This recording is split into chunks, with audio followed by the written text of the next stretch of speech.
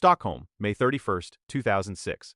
An ordinary-looking server is about to become the most hunted machine on the planet. That server hosts the Pirate Bay, a website responsible for bleeding Hollywood studios of an estimated $30 billion, crippling music labels and making a mockery of international copyright law. 53 armed police officers stormed the data center, seizing every server, every cable, and every piece of hardware in what should be a terminal blow. By noon, Swedish prosecutors hold victory press conferences. Hollywood executives toast their win. The most notorious piracy empire in history, used by 25 million people daily, is finally dead. But 72 hours later, the Pirate Bay blinks back online as if nothing happened. Its homepage now mocks the world with a pirate ship firing cannonballs at a hillside sign labeled Hollywood. Here is what terrified every government and corporation watching. The site didn't just survive. It became impossible to kill. They seized the physical hardware and arrested the founders, yet it returned. The lesson was clear. If you cannot destroy this, you cannot control the internet. How did 3 Swedish hackers build something unkillable? And what did they understand that billion-dollar corporations did not? The Architecture of Immortality, Stockholm, 2001. Gottfried Svartholm sits on his bedroom floor watching cables snake from a jury-rigged server under his bed. He is 19, with shaggy hair and eyes that light up when discussing cryptography. His online handle is Anaconda, a name that will become both a legend and a curse. In 2003, he and 2 allies, Fredrik Nige and Peter Sunday, wire together a BitTorrent tracker as a side project for an anti-copyright collective. Their mission is to make file sharing frictionless. No gatekeepers, no apologies, and no tracking logs. Gottfried's home server becomes the beating heart of this experiment. The tracker catches fire faster than anyone predicted. By late 2004, their hobby project has a name, the Pirate Bay, and 40,000 users swapping everything from open-source software to Hollywood's latest releases. Every download passes through Gottfried's machine. When the bandwidth bills start making his parents nervous, they launch a commercial hosting company with one rule: they host anything and keep 0 logs. They wear legal takedown notices like merit badges. Their message to the world is simple: bring your lawsuits if you can. We dare you. The legal war and the trolling of Hollywood. The dares pile up quickly. In February 2004, DreamWorks attorneys demand the removal of Shrek 2 torrents. Gottfried's response becomes internet folklore. He informs them that Sweden is not a state in the United States of America and suggests the lawyers perform an anatomically impossible act with their legal threats. Instead of cowering, the Pirate Bay posts the entire exchange on their homepage. Traffic to the site triples overnight. Every legal threat becomes free advertising for their outlaw brand.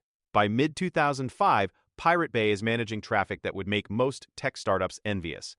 The site runs on code Gottfried writes mostly alone, including a custom tracker called Hypercube that coordinates file sharing across millions of machines simultaneously. At its peak, 25 million peers worldwide connect through this infrastructure. It ranks among the top 100 sites on the internet. Under a deliberately bare interface, Gottfried architects digital immortality. Every new user makes the network harder to destroy. It is no longer a website. It is a living organism growing faster than anyone can regulate it. The Great Resurrection. The Motion Picture Association of America watches this growth with mounting fury.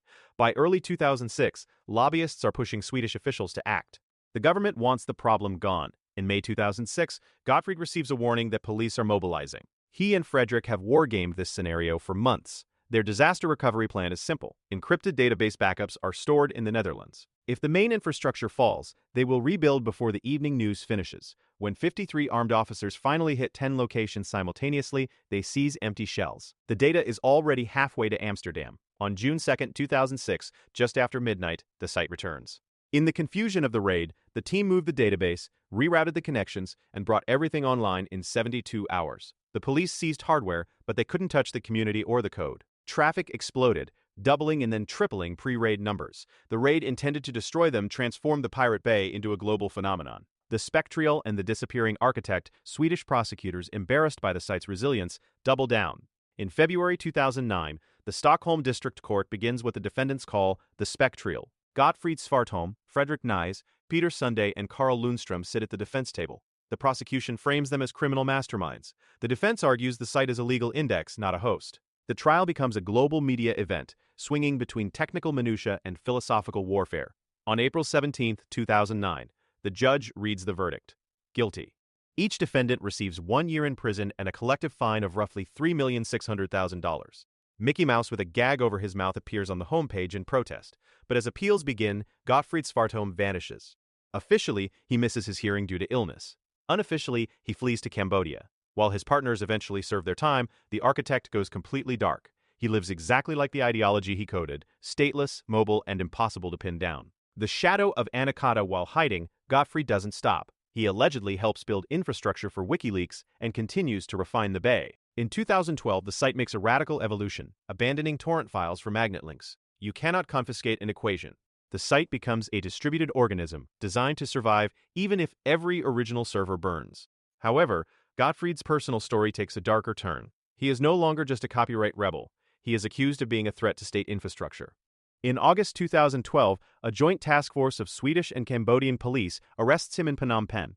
He is deported to Sweden, where he faces new charges for hacking into government databases and bank systems. Prosecutors allege that while he was a fugitive, he breached servers at a major IT contractor to access national tax IDs. Gottfried denies the charges, claiming his computer was remote controlled by unknown parties. He is sentenced to 2 years, later reduced to 1. But then, Denmark requests his extradition for one of the worst cybersecurity breaches in Scandinavian history. Danish investigators trace digital fingerprints to his alias, Anaconda. In 2014, he is sentenced to 3.5 years in a Danish prison, the harshest hacking sentence in the country's history. The legacy of a leaderless movement. In September 2015, Gottfried Svartholm finally walks out of prison. By December, all his legal debts to society are paid. He is free.